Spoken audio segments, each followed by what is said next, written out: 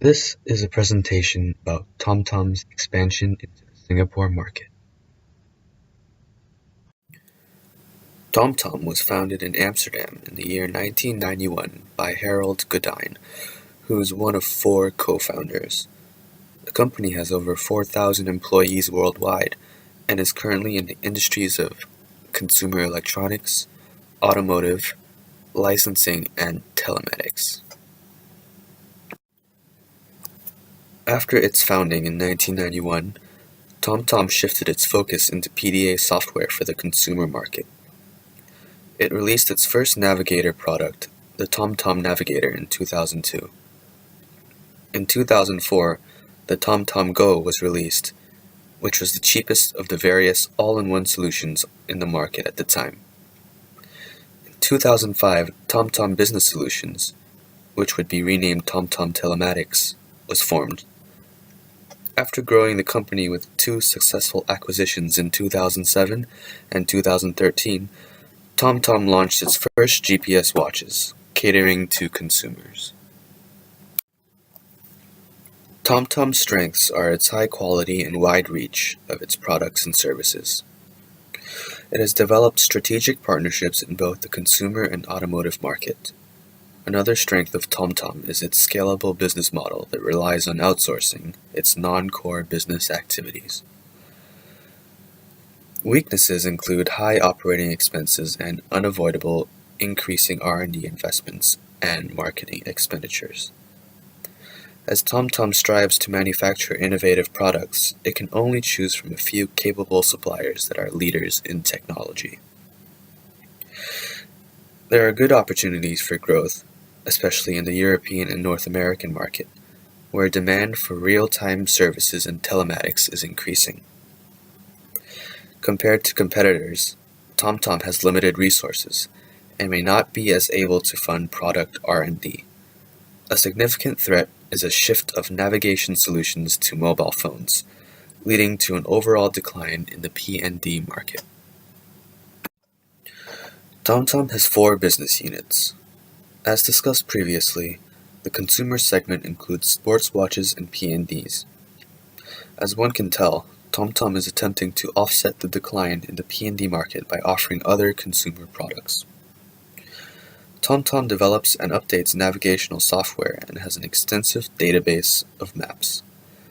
These components are either sold to automotive companies, which are integrated into their system, or licensed to third-party organizations, such as manufacturers, governments, and enterprises. The Telematics business unit provides software as a service that is bundled with hardware. WebFleet is TomTom's main product offering.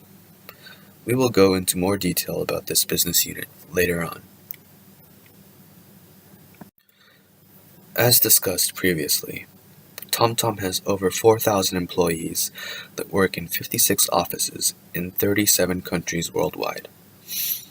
Their software and maps database covers 126 countries and provides live traffic services to 46 of those. Currently, its WebFleet software supports over 464,000 professional drivers. According to their 2004 annual report, TomTom's strategy is to grow organically and through acquisitions and partnerships. TomTom will expand only its telematics business unit into Singapore. This is a good fit, as Singapore is technologically driven and heavily supported by the government. Telematics is a good driver for productivity and innovation, and with Singapore being one of the world's busiest ports, such a service and solution will be in high demand. Telematics is essentially a convergence of the 3 industries of wireless tech, IT, and consumer electronics. At a fundamental level, it collects data through sensors to provide insights, often in real time, to drive revenues or lower costs. As the Internet of Things becomes more prevalent, so too will telematics. Its application is increasingly being realized in industries that, at first glance, may not produce much synergy, such as the insurance industry. TomTom Telematics' flagship product is WebFleet, and its accompanying hardware that is easily integrated within existing vehicle onboard diagnostic systems. Among its many advantages are the ability to track assets, real-time routing of deliveries, safety and security, as well as measuring driving habits and gas efficiency. In our examination of the industry of fleet telematics, we will employ Porter's 5 forces analysis. The industry has a moderate threat of new entrants as the price of sensors decreases. Related industries have the possibility of repurposing their technology to enter the market at a lower cost. However, one attractive aspect of this industry is the low bargaining power of suppliers. With the ongoing global trend of standardization of components, suppliers to fleet telematics will be pinched on price as switching costs decrease. As the market has consolidated, systems have become embedded and bundled within product offerings, and thus, the bargaining power of suppliers has decreased to a moderate level. Some fleet operation companies may attempt to move up the value chain and develop their own telematics, but this is rare. As investing into one company's system produces large sunk costs, switching costs are quite high. However, product offerings across the industry are relatively standard, each offering roughly the same functions, and as such, there is a moderate cross-price elasticity. Therefore, the threat of substitutes is moderate. The fleet telematics industry has a moderate intensity of rivalry, but has a possibility of increasing as more competitors enter the market. In summary, the fleet telematics industry is not that attractive as companies realize its growing demand and seek to enter the market. However, as it is a growth industry, this may alleviate the intensity, as companies may choose to play a positive sum rather than zero-sum game with their competitors. Nevertheless, with its past experience in navigation and a deep database of maps, TomTom will be a formidable competitor at the very least. We continue the presentation with a macro environment comparison between the Netherlands and Singapore.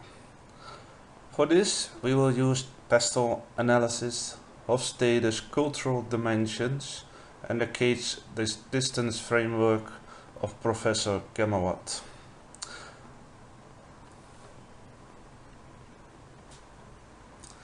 The pestle analysis is a framework used to scan the organization's external macro environment. The letters stand for political, economic, social, technological, legal, and environment. The Netherlands is a parliamentary democracy with a constitutional monarchy. Singapore has a similar democracy. Both countries are very stable governments and are actually ranking in the top 10 of the Corruption Perception Index of 2014. Both countries are very business-friendly climates. Singapore in particular favors foreign investments and levies no import duties. Singapore is known for its very strict governance and severe laws. In a business context, this provides an advantage for TomTom with regards to intellectual property. The second letter of pestle stands for economic. In this slide we see the graph indicating differences in economic freedom between the two countries, where 0 means repressed and 100 means entirely free.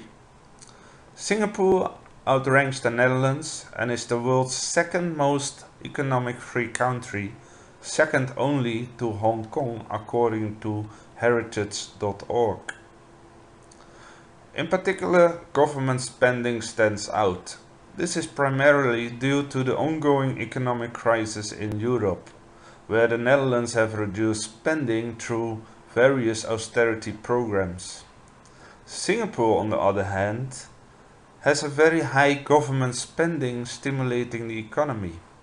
A part of it is spent to stimulate businesses to innovate, research, and develop further through various monetary grants and schemes, such as the PIC, which stands for Productivity and Innovation Credits, and is very beneficial for TomTom. The third letter of PESTEL stands for social. The Netherlands is typically individualistic as opposed to the collectivistic society of Singapore that is very much family oriented. In its transition from third to first world country, Singapore has become capitalistic with high purchasing power.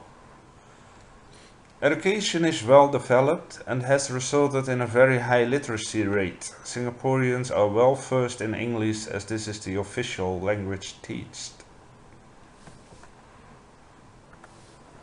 The fourth letter of PESTEL stands for technological. Singapore invests heavily in innovation, technology and science. The internet penetration rate is with almost 81% very high, improving connectivity with businesses. This penetration rate is sufficient for TomTom to implement their system successfully without the chance of facing limitations due to low internet penetration and connectivity rates. Singapore has a very protective government that limits access to certain websites that are considered a threat to either the government or the general population. Since these limitations are not a threat to TomTom, its impact is negligible. Also important for TomTom is that Singapore has a fully developed IT infrastructure. The fifth letter of PESTEL stands for legal. Singapore is known for being a fine city, where fine in this case is referred to the many fines that are applicable for violating the laws. In the area of labor protection and laws, Singapore has, for TomTom, a more favorable culture as the labor laws favor the employers more than the more social labor laws of the Netherlands do, which tend to focus more on protecting the employees rather than the employers. Both countries have strong intellectual proprietary rights. The last letter of PESTEL stands for environmental. Singapore is environmentally comparable to the Netherlands. Both countries are improving air and water quality, though for different reasons. Singapore tends to focus more on increasing the living standards of the population due to the small service areas. Singapore is vulnerable for air and water pollution from neighboring countries. Aside from this, the water reserves for Singapore are limited, hence water pollution laws are stringent and very severe. Netherlands, on the other hand, is more morally concerned about the environment in general. Having looked at the PESTEL framework, we'll now go into the Hofstede's cultural dimensions, in which the cultural aspects of both countries are compared, as you can see in the graph. Out of these, we'll focus on power distance, individualism, and uncertainty avoidance, as these three will have the highest impact for TomTom. For power distance, the Netherlands have a relative low power distance. Power is decentralized and management is mostly based on coaching and mentoring. In contrast, however, Singapore has a much higher power distance in which power is centralized employees are expected to be told what to do, and the relationship with the superior is mainly formal. With the setup of TomTom in Singapore, this will have to be considered in the human resource development of the organizational structure. As for individualism, the Netherlands have a very high preference for individuals that are expected to take care of themselves. Singapore, on the other hand, is a collectivistic culture where people are supposed to look after one another. Communication is indirect, and whereas the people in the Netherlands are usually very direct and to the point, a similar way of communicating in Singapore is less accepted.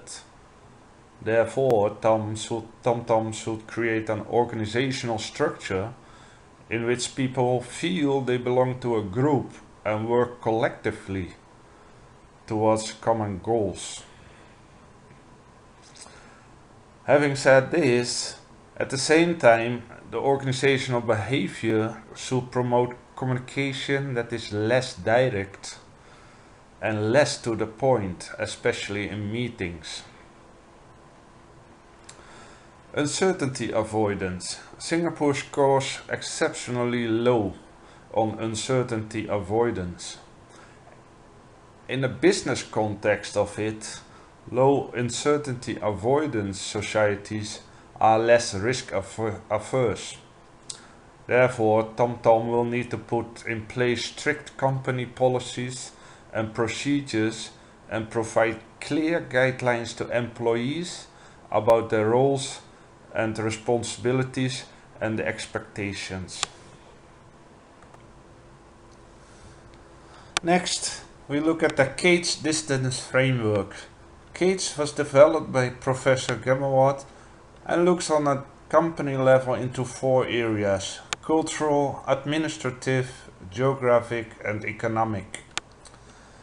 Cultural was discussed in the previous slides, and we highlighted already the significant differences between the individualistic culture of the Netherlands and the collectivistic culture of Singapore. Out of these 4 areas of CAGE, cultural has really the largest distance for TomTom. Hence, the organization of TomTom in Singapore should really take these differences into account. Administrative are both countries similar, where they have both strong business-minded environments and governments stimulating the technology and innovation. Netherlands tends to be a bit more social and favors employees more, as opposed to Singapore that favors in general employers, which is an added advantage for TomTom.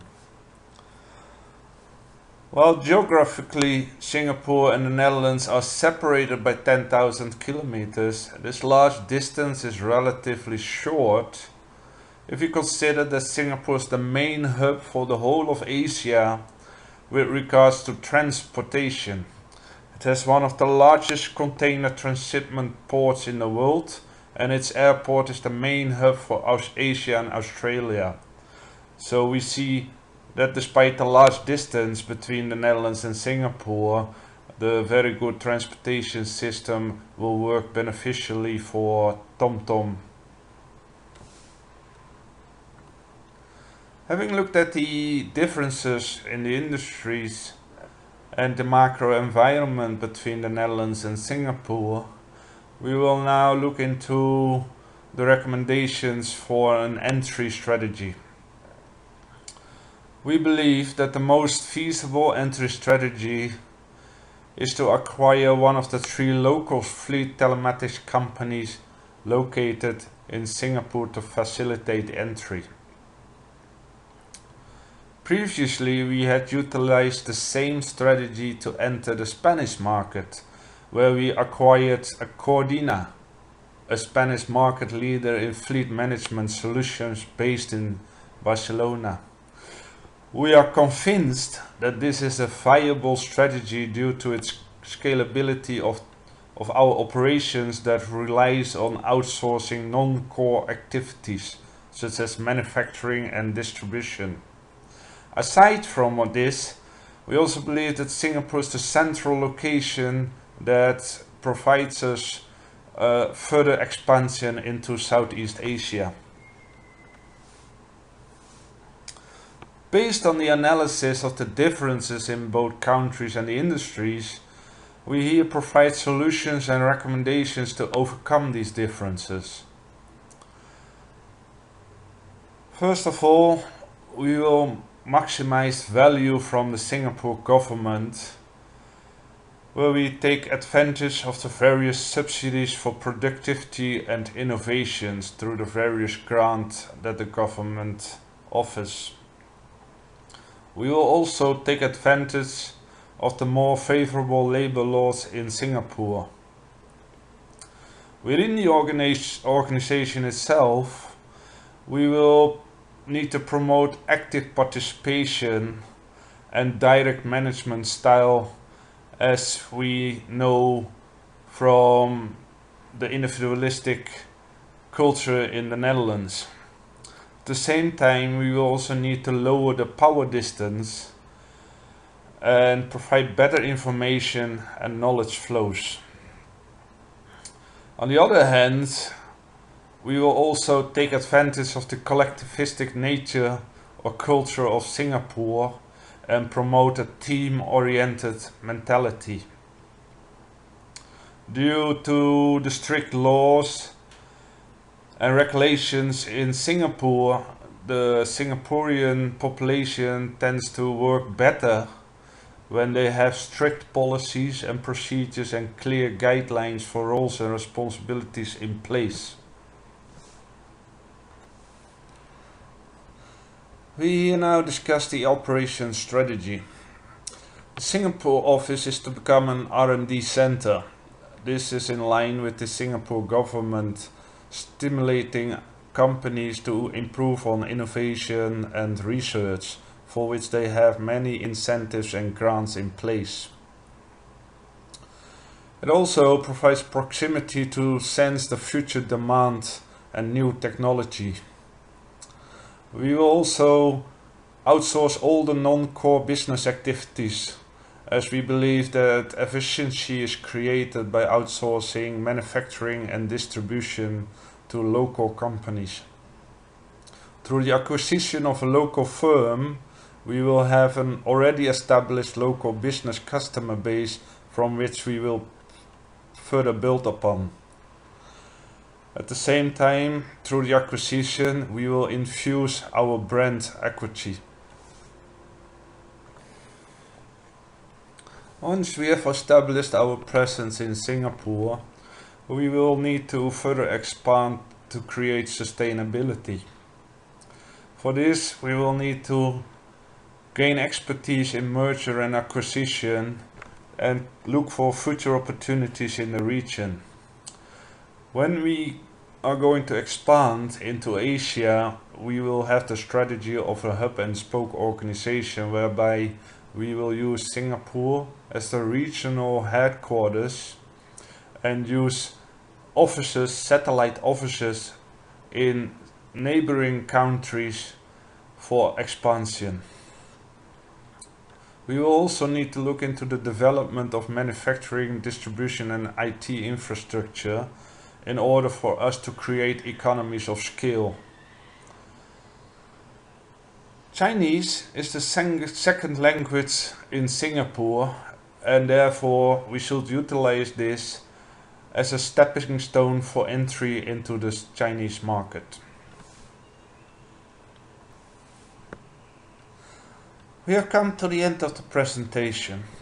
As you have seen and heard, we really believe and are convinced that expanding our telematic business into Asia through Singapore will open huge opportunities for us. In all of Asia, Singapore provides the best business environment for new businesses and have huge incentives in place for stimulating research and development. As a result, we strongly recommend the board to proceed with our proposal. We'd like to thank you for your time.